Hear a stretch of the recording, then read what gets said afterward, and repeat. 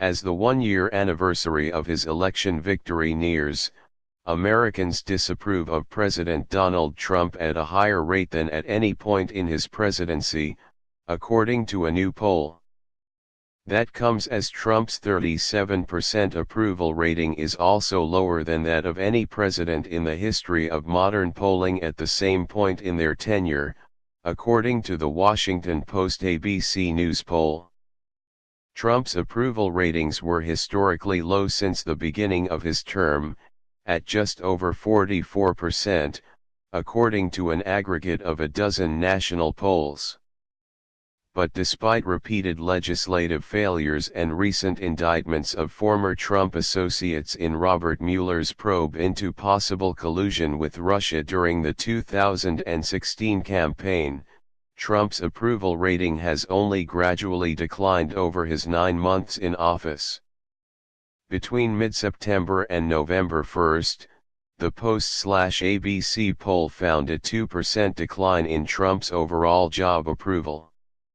Special counsel Robert Mueller's indictment of 3 Trump allies, including Trump's former campaign chairman Paul Manafort, became public just 2 days before the poll was conducted, so the numbers may not reflect the full impact of that development.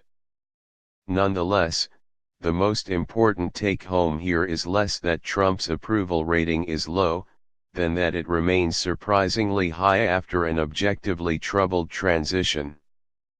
The relative persistence of Trump's support is an index of the polarization of American politics, and Trump's strong connection with his base. In particular, the poll found Trump's approval rating is much higher among white voters, at 46%, than among minority voters, which is at 20% overall.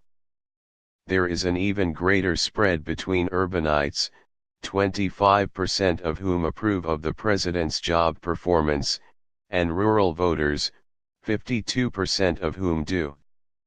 Trump also has higher approval among non-college graduates, though that spread is less dramatic, with about 10% lower approval among those with 4-year degrees or more.